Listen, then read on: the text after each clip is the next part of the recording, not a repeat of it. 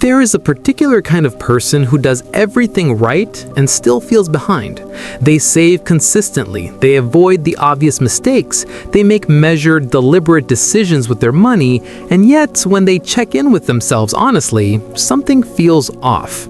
Not broken, just unconfirmed. Like they're waiting for a signal that keeps not arriving. What most of them don't realize is that this feeling isn't a warning, it's a design flaw. Not in their finances, but in the way the human brain was built to recognize progress. Because the system that actually builds wealth was never designed to feel like anything at all. And the people who understand that are already further ahead than they know. Wealth doesn't announce itself. That's the first thing most people get wrong. They're waiting for a moment, some clear, undeniable signal that they've crossed a line, a number in their account, a feeling of arrival, a morning where they wake up and finally think, okay, I made it. And because that moment never comes, they assume they're still behind, still failing, still not there yet. But here's what that assumption is quietly costing you. The people who are actually building wealth right now, the ones compounding quietly in the background, they don't feel rich either. They feel disciplined, sometimes bored, occasionally uncertain. And from the outside, they look almost identical to someone who's financially stuck. Same car, same apartment, same coffee. The difference isn't visible, it's structural. That structural difference is what this video is about. Not tips, not tactics, not a list of things to buy or avoid. What we're actually going to do is examine the internal architecture of someone who is getting rich before they feel rich. Because the brain was not designed to reward slow compounding. It was built for immediate feedback. You work, you get paid. You feel that. You invest, you wait, you feel nothing. You build an emergency fund over 18 months, and there is no dopamine hit waiting at the end. There's just a number sitting quietly in an account doing its job. The financial system rewards patience, but human psychology punishes it, at least in the short term. So most people disqualify themselves from wealth not because they're doing the wrong things, but because they're waiting for the wrong signal. If this sounds familiar, you're in the right place. The first sign is subtle, and most people miss it entirely. Your relationship with money has gone quiet. Not numb, quiet. There's a difference.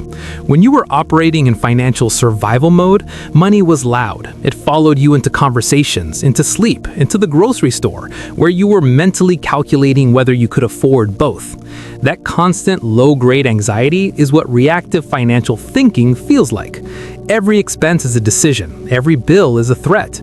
But at some point, for some people, that noise fades. Not because the money problems disappeared overnight, but because systems replaced the chaos. Automatic transfers, structured accounts, clear categories. The decisions got made once, and then they ran themselves. That quiet isn't a sign you've become careless, it's evidence that the architecture is working. Peace around money is not an emotion, it's a signal. The second sign is a shift in the metric you use to measure progress. You've stopped asking what you can buy and started asking what you could walk away from. That question matters more than most people realize. A high salary with no savings is not wealth, it's income.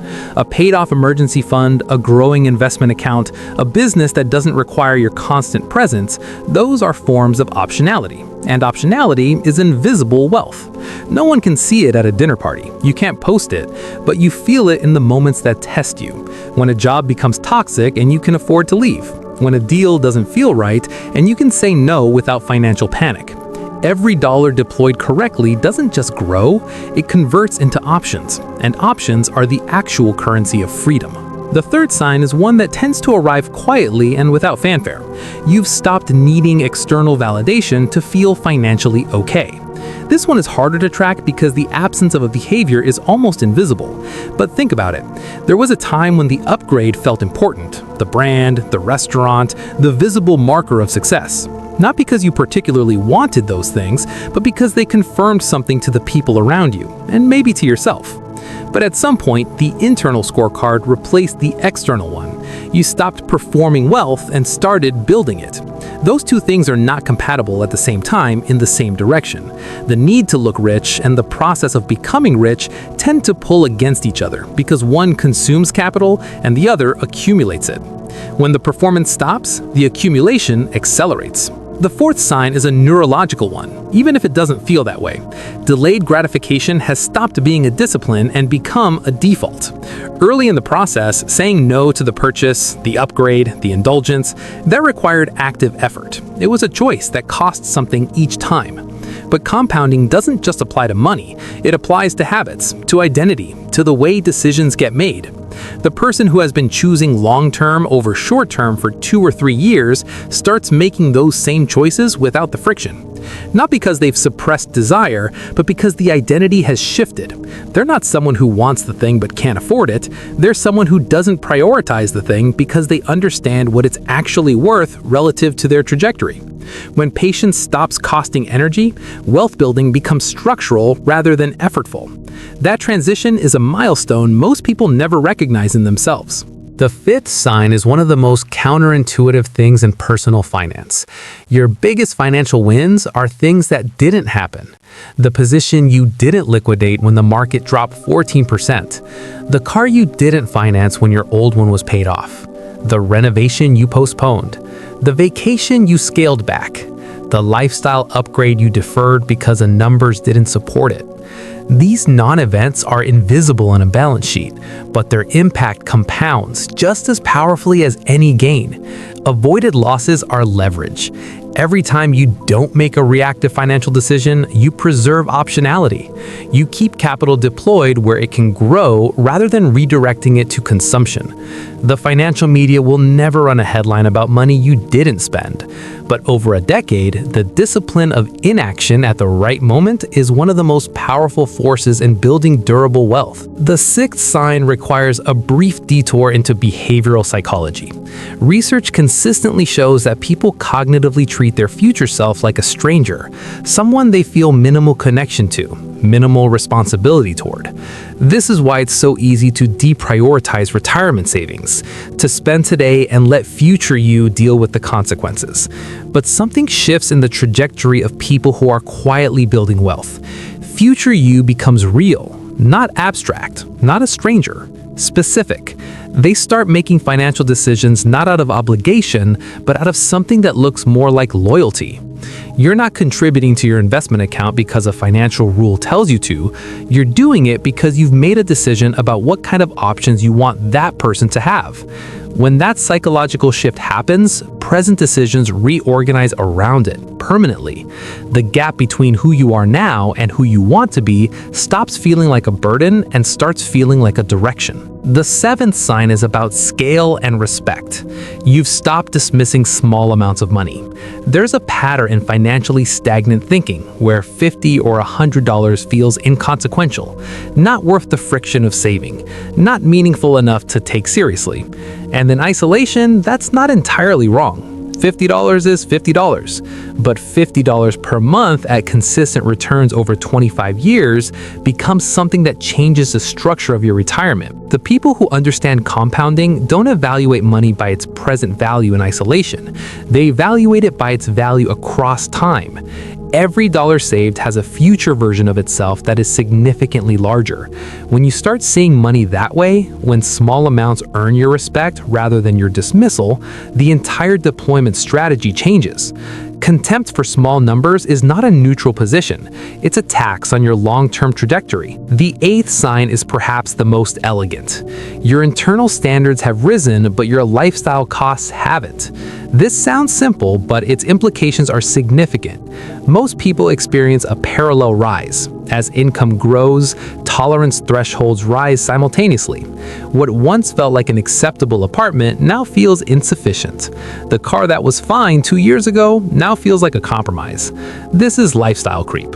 And it's not a moral failure, it's a predictable psychological pattern. But in the person quietly getting rich, something different is happening. The standards rise, but they're rising in a different direction.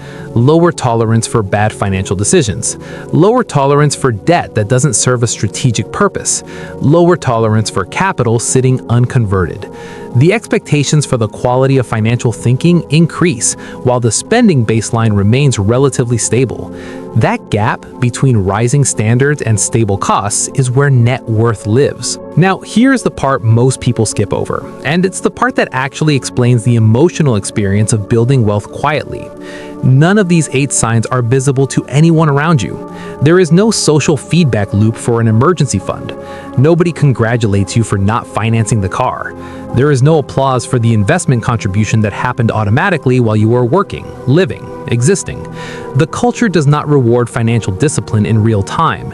It rewards the visible, the upgrade, the experience, the purchase that can be documented and shared. And this creates a specific kind of loneliness for people on the right path. You're watching people around you consume visibly while you build invisibly, and the asymmetry can feel like falling behind even when you're moving forward. That dissonance is real, and it deserves to be named. But the invisibility isn't a flaw in the system, it's a feature. Because the moment wealth becomes a performance, it starts requiring maintenance, and maintenance costs capital. The people who are genuinely building long-term financial stability are protected by their own obscurity. Nobody is pressuring them to upgrade. Nobody expects them to match. Nobody is monitoring the gap between what they earn and what they spend. The invisibility creates cover, and that cover is one of the most underrated advantages in personal finance. You don't have to defend a lifestyle you're not performing. You just build, quietly, consistently, without applause. There is one more thing that needs to be said, and it's a deliberate interruption to everything that came before. If you have been watching this video as a checklist to confirm your own superiority, to identify yourself as someone who is secretly winning while the people around you are quietly losing, then you've missed the point entirely. That orientation is the exact mechanism that eventually destroys the thing being built. Wealth constructed around ego doesn't accumulate indefinitely. It gets deployed in service of the ego, the upgrade that proves something, the decision that signals status, the financial move made not because it was correct, but because it felt validating. The underlying trait connecting all 8 of these signs has nothing to do with discipline as a performance. It's something quieter than that. A private commitment to your own future, a personal decision about what kind of life you're constructing, made with no expectation of recognition and no need for it. That's not a tactic, it's an identity. Here is where everything lands. You don't need all 8 of these signs to be on the right path. 2 or 3 of them, held with consistency, compounding over time, is more than enough. Wealth is not an event, it's a trajectory, and trajectories are made of small, unremarkable decisions stacked over years. Getting rich doesn't feel like getting rich. It feels like discipline that has stopped hurting. It feels like decisions that used to require effort now happening automatically. It feels like clarity replacing anxiety, options replacing obligation, structure replacing chaos. The fact that you don't feel rich yet is not evidence that you're behind. In many cases, it is the most reliable signal that you are exactly where you need to be. If this way of thinking about money resonates with you, not tips, not shortcuts, not the dopamine hit of a hot take, but actual mental models for building something durable, then Nick Finance is where you should be spending your time. This channel exists for one specific type of person, someone who is past the basics, tired of the noise, and looking for a clearer, calmer framework for thinking about long-term financial freedom.